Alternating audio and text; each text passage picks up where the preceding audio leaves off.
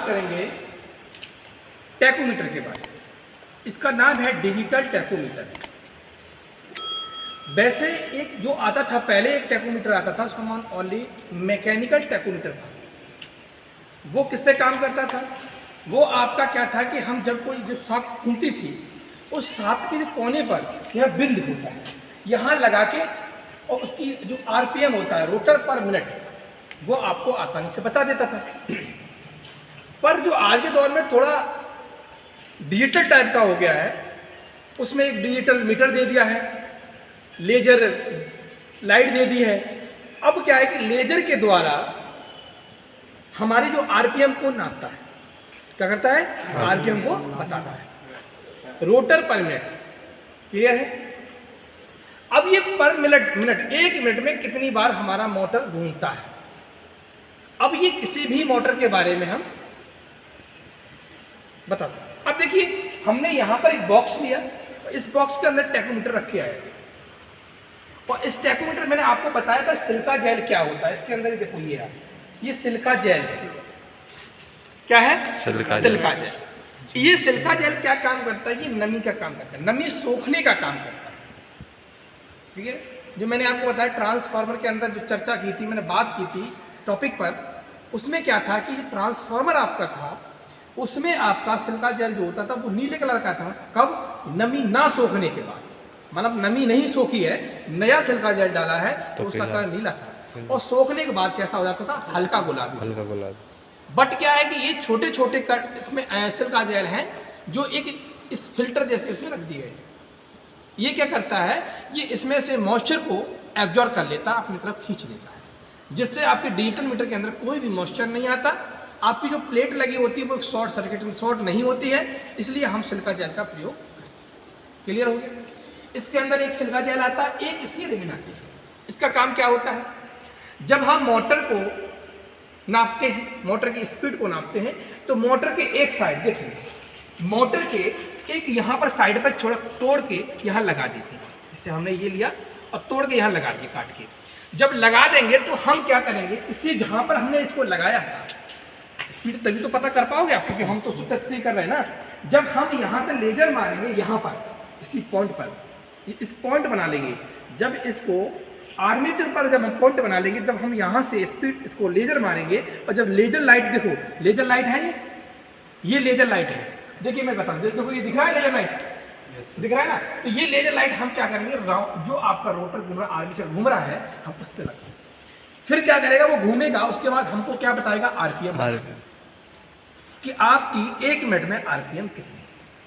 Clear है? यहां तक कोई दिक्कत किसी को? अब आगे बात करते हैं कि हम जिसका प्रैक्टिकल करने जा रहे हैं, वो आपकी मोटर है यूनिवर्सल मोटर। और एक यूनिवर्सल मोटर एक बहुत खास मोटर होती है। क्यों? क्योंकि ये नॉर्मल में घर पर यूज की जाती है। जैसे आपने मिक्सी मशीन देखी है, तो मिक्सी के अंदर क्या है कि हमारी यूनिवर्सल मोटर को प्रयोग किया, जिसमें एसी और डीसी दोनों सप्लाई पर चलती है। आपने देखा है लाइट चली गई तो हम लाइट इन्वर्टर से भी इसको चला सकते हैं। क्यों? क्योंकि ये 500 से 600 वाट तक की होती है। कितने वाट की होती है? 500 से 600 वाट की होती है। इसका आरपीएम क्या होता है, इसके बारे में हम आपसे चर्चा कर रहे हैं। आरपीएम जो इसका होता है वो होता है आपका 3000 आरपीएम। अब इस मोटर को हम कहाँ कहाँ प्रयोग करते हैं, इसके बारे में भी चर्चा कर लेते हैं। देखिए, इस मोटर को हम दो जगह और प्रयोग करते हैं। एक तो मिक्सी में कर ली मैंने, एक इसी मोटर का दूसरा रूप है डीसी सीरीज मोटर। दूसरा रूप क्या है? DC series motor. वो बड़ी बन जाती है, वो आपकी 2200 एचपी की मोटर होती है। कितने की होती है? 2200 एचपी, जो आपके हमारे रेलवे में प्रयोग की जाती है। उसके बाद अब हम बात करें तीसरी जगह कहाँ प्रयोग की जाती है, जो आपकी बिजली बनती है। क्या बनती है? बिजली। जहां पर थर्मल पावर प्लांट होते हैं, जो कोयला के द्वारा लाइट को बनाया जाता है, वहां पर जो टरबाइन होती है, वहां पर भी इसको जो जोड़ा जाता है, वो कौन सी मोटर होती है? यूनिवर्सल मोटर की तरह होती है। उसका आरपीएम जो होता है वो 3000 आरपीएम पर मिनट। क्लियर है? एक मिनट में 3000 चक्कर लगा। अब हमने ये पैनल जो देखा, पैनल में हमारा इंडिकेटर लगा होता है, एम्पियर मीटर लगाता है, वोल्ट मीटर। देखिए इस वीडियो को देखने के बाद आपके बहुत सारे क्वेश्चन क्लियर हो जाएंगे। आप इस वीडियो को स्किप ना करें, पूरी वीडियो देखेंगे तो आपको बहुत कुछ मिलेगा। इसी वीडियो के जरिए से कम आपके 10 से 12 क्वेश्चन कंपटीशन में आराम से रखे मिलेंगे आपको। अगर यूनिवर्सल मोटर से पूछेगा तो आपका एक भी क्वेश्चन नहीं जाएगा। अगर आपको डिजिटल मीटर, एम्पियर मीटर के बारे में पूछेगा तो आपका कोई क्वेश्चन मिस नहीं होगा। अब हमने बात की एमसीबी, हम एक एक बात क्लियर करेंगे आपको यहाँ से। एमसीबी का काम क्या है, एमसीबी क्यों लगाई जाती है, एमसी की फुल फॉर्म क्या होती है, इनमें इसके बारे में बात करेंगे। एमसीबी हमेशा सीरीज में लगाई जाती है, पहला पॉइंट, क्योंकि सीरीज में इसे लगाते हैं। इसको क्या कहते हैं, इसको हम एमसीबी नहीं बोलते, इसको डीपी बोलते हैं। डीपी क्यों बोलते हैं, देखो एक एसपी होता है, एक डीपी होता है, एक टीपी होता है, क्लियर है। तो डीपी से एक होता है, एसपी अगर होगा तो क्या है, सिंगल पोल, क्या होगा, सिंगल पोल, सिर्फ एक वायर लगेगा किसका, फेस का। डीपी का मतलब होता है टू पोल, डबल पोल, मतलब क्या है, अगर एक आपका न्यूट्रल और एक फेस दोनों लग जाए, ठीक है। उसके बाद एक आपका होता है ट्रिपल फेस, टीपी, इसमें 3 तार, जो 3 फेस की जो लाइन जाती है वह टीपी का प्रयोग किया जाए, क्लियर है। अब ये टीपी जो लगी है, सॉरी डीपी लगी हुई है आपकी, इस डीपी को हमेशा सीरीज में लगाया है, क्योंकि हमको इसको ऑन और ऑफ का काम करता है। पर इसका एक स्विचिंग का एक काम और होता है, जब हमारे कोई घर में फॉल्ट अगर होगा तो हमारी सबसे पहले क्या है, डीपी या एमसीबी लगी होगी वो गिर जाएगी, ये फॉल्ट ढूंढने का भी काम करती है। अगर किसी कमरे के हमने अलग अलग एमसीबी लगा दी है किसी पैनल के अंदर, और अगर किसी कमरे के अंदर कोई भी शॉर्ट सर्किट होता है तो वही एमसीबी गिरेगी जिस कमरे की होगी, क्लियर है ना।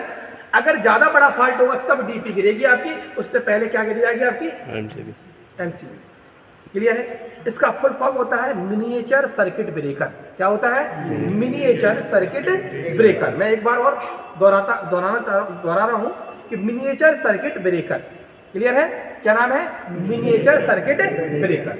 अब आपको ये आपको क्लियर हो गया, डीपी का मैंने बताया, टीपी बता दिया, एसपी का ही बता दिया। अब क्या करेंगे बेटा, अब हम एम्पियर मीटर की बात करेंगे। हम हमेशा एम्पियर मीटर को और आपका इंडिकेटर को मतलब कहाँ लगाते हैं, क्वेश्चन आ जाता है। जो आपका एम्पियर मीटर बेटा होता है, हमेशा एम्पियर क्या करता है, लोड का काम करता है, क्या करता है, जब आपकी मोटर के अंदर लोड होगा तभी ये काम करेगा, उससे पहले आपका जीरो दिखाएगा, क्लियर है। पर सबसे पहली बात करें, ये एम्पियर मीटर जो है वो सीरीज में लगता है, किसमें लगता है, सीरीज का मतलब श्रेणी क्रम में, किसमें लगता है, श्रेणी क्रम में। आपका इंडिकेटर क्या लगता है, श्रेणी क्रम में।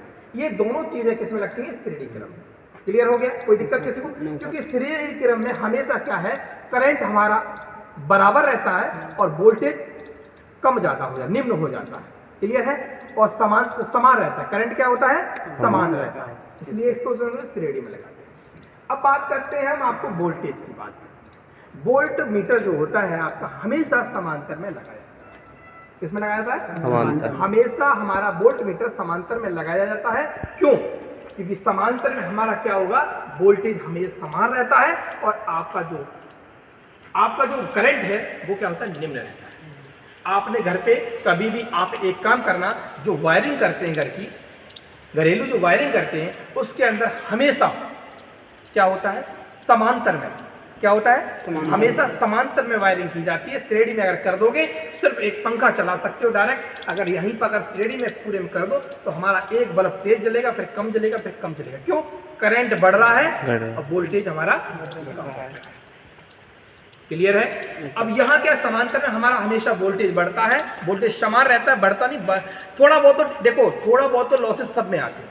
आप ये कह दो कि आदर्श ट्रांसफार्मर की बात करें, अगर आपको पता, मैंने बताया भी ऐसा है कि ट्रांसफार्मर वीडियो में, कि आदर्श जो ट्रांसफार्मर होता है उसमें 0% हमारी हानि होती है, मतलब कोई हानि नहीं होती है, 100% दक्षता होती है उसकी।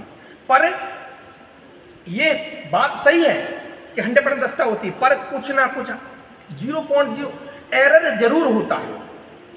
आप नहीं पर एक तार ले लो, आप उसको करो, थोड़ा बहुत लॉसेस जरूर हो जाएगा, मेन लाइन से थोड़ा जोड़ोगे, लाइन थोड़ा लॉसेस जरूर होगी, ये समझ में आ गया।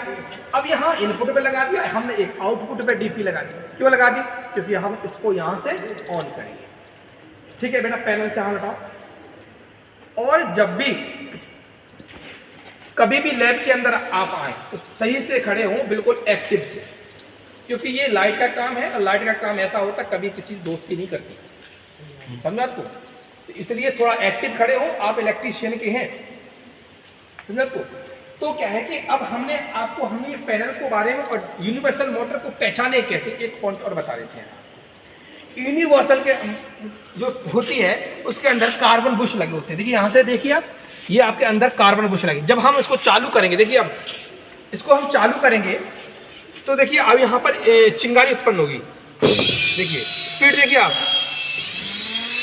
यहाँ पर देखिए, यहाँ पे देखिए कार्बन बुश आपस में मिले हुए, देखो यहाँ पर अंदर देखिए आप, हो रहा है कार्बन।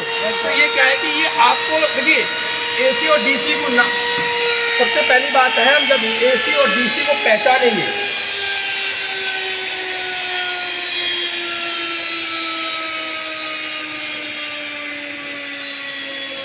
जब हम एसी और डीसी को पहचानेंगे सबसे पहली बात है उसके आर्किटेक्चर ढांचे से पहचान लेंगे। हमेशा डीसी होती है वो क्या होती है, लॉन्ग होती है, जिसके अंदर दोनों तरफ क्या होता है, अलग से जालीनुमा ढक्कन लगा होता है। क्यों? पीछे कार्बन बुश के लिए, तो गर्म हीट ना हो, ठीक है। कार्बन बुश लगे होते हैं उसमें, स्पार्किंग अलग से होती है। आपने देखा होगा ग्राइंडर, उसमें भी कार्बन बुश लगे होते हैं। आपने ड्रिल मशीन देखी है, उसमें भी कार्बन बुश लगे होते हैं, ठीक है। आपने हैमर देखा, उसमें भी कार्बन बुश लगे होते हैं। ये सब क्या है, जिसमें कार्बन बुश लगे वो एसी प्लस डीसी दोनों पर कार्य करते हैं। पर ये यूनिवर्सल मोटर मेन पॉइंट है, यूनिवर्सल मोटर हमारी एसी और डीसी दोनों पे काम करती है। और जितने भी हमारी मशीनें हैं, देखिए एक और बात, जो लोड वाली मशीनें हैं वो सब सीरीज मोटर होती हैं, डीसी सीरीज मोटर होती है। क्लियर है? अब देखिए यहाँ से बात करते हैं, ये हमने देख लिया आपको। देखिए अब इसका सिंबल जो बना हुआ डेंजर, 3 फेज में 440 वोल्टेज होता है, सिंगल फेज में 220 वोल्टेज होता है।